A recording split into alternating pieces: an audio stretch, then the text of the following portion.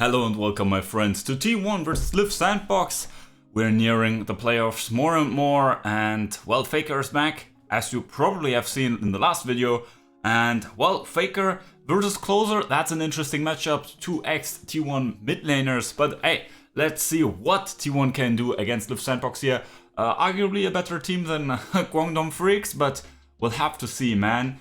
It's going to be wild, it's going to be great. Let's hop into this one, because T1 has drafted a very interesting comp, but no one cares about draft anyway, so let's just see champions clicking onto each other. And yeah, we have here Faker trying to do some plays. In the end, we get a flash, right? Nice punish there. Ooh, a bit of a lag. Ooh-ah-ee. Ah, close. And now with the, what is that? Aye. So I think in the end, like Liiv Sandbox would have always gotten 2 kills there, but Teddy falling, that could have helped.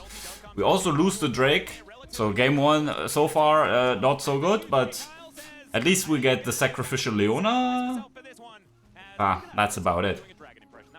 Also, I like to introduce my co-commentator for today. Hopefully she is in camera. It's the cat. Okay.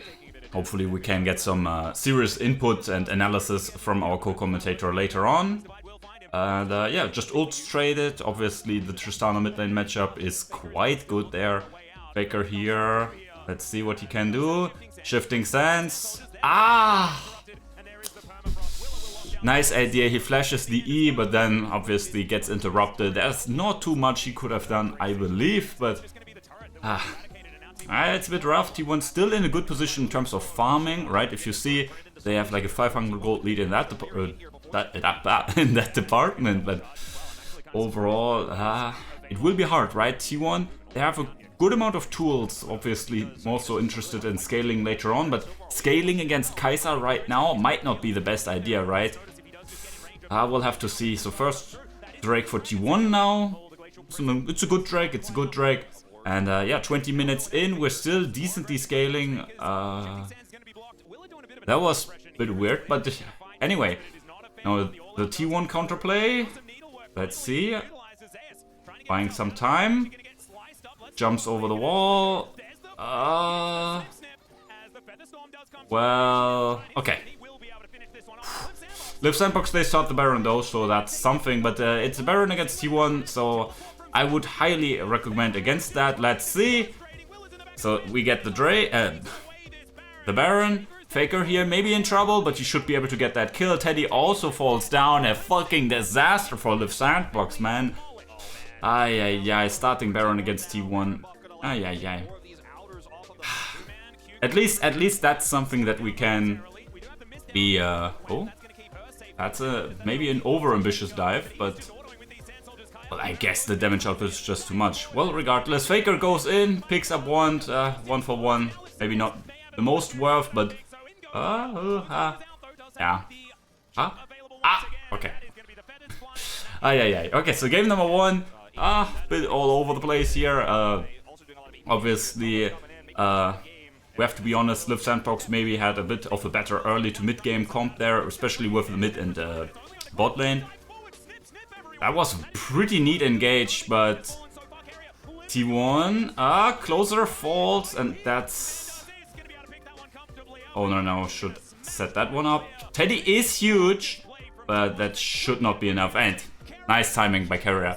Yeah, we see Liiv Sandbox, not only are their champions not terrible, and the players aren't themselves, but T1, with Faker, the coordination is just on another level. He dies, as always, and then the rest picks up the slack, man. Very lovely game, honestly. Like, both teams playing towards their strengths. Obviously, Liiv Sandbox making, well, a few uneducated guesses against the T1 lineup, and as such, T1 wins game number 1. Let's see if they can get a clean 2-0 here in this one. Yeah, very interesting. Like, Zeus, owner, good to see. Obviously, that bot lane play where Guma and Kara died, 2v3. Close, but hey, it's fine. Coming here into game number 2, we can see a bit more of an aggressive draft by T1. So first game, we were just bing chilling, you engage into us, and then we slap you back. Now it seems like we are the ones being a bit more aggressive, I'd like to say. Liiv Sandbox has some interesting things all around the board. I think this will be a interesting slugfest. Well, we'll have to see. Let's see, honestly. Like if Liiv Sandbox gets ahead, I think this will be pretty rough for T1. Yeah, sure, they have some engage tools, but Liiv Sandbox, they have so much pick. And like, the core of T1 is pretty squishy. So, we'll have to see what's going to happen. First Drake, also given over. Owner will die as well. Guma should get away. Carrier, not so lucky. So that's a bit of a disaster, especially after mentioning the strength of the Sandbox snowball, I'd say.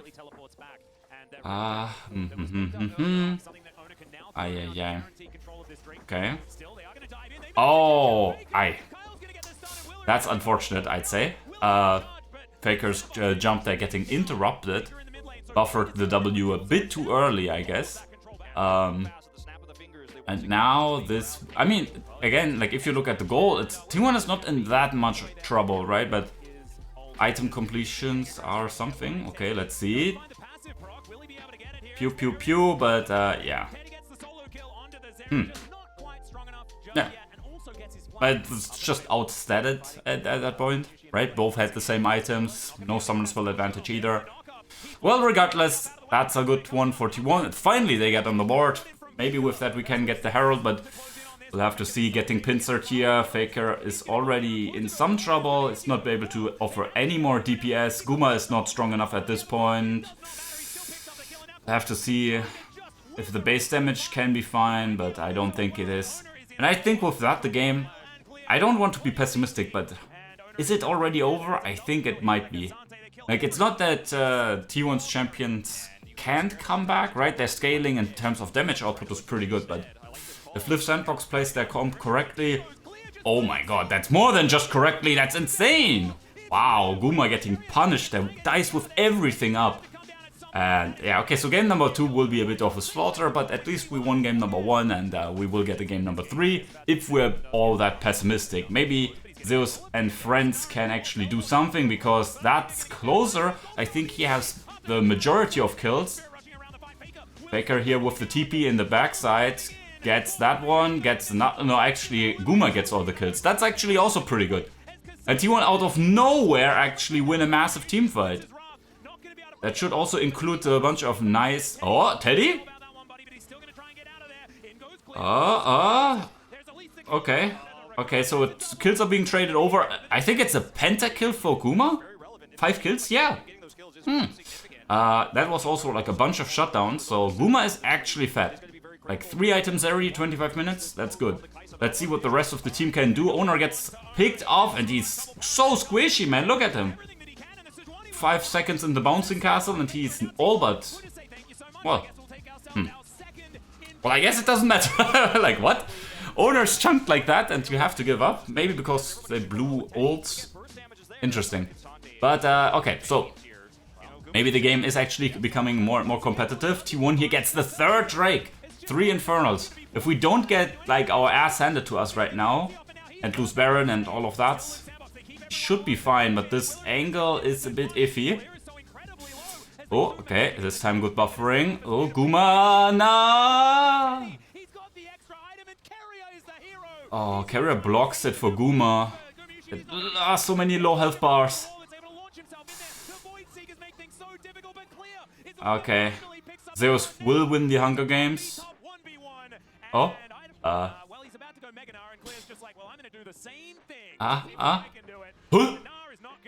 Okay, that was unlucky, unfortunate. But so 4 for 4. T1, they get the soul point. So that's actually fine. Yeah, sure, gold being traded over. But at this point in the game, gold is more or less irrelevant. Faker, though, in huge trouble. Oh my, oh my. He did the NA moving into mid lane to... Okay, that's really fucking rough. I think that might... That's actually Baron, and then that Baron should snowball into Drake, so T1 is not getting... Fuck! Faker, ay, but like, you see the damage of this fucking Kai'Sa, like, it hits, she jumps in, and you are all but dead.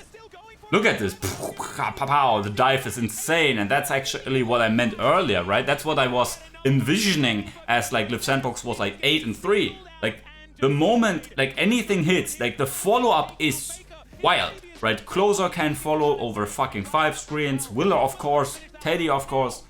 But yeah, pretty well played by Liiv Sandbox. T1 had a massive comeback there, right?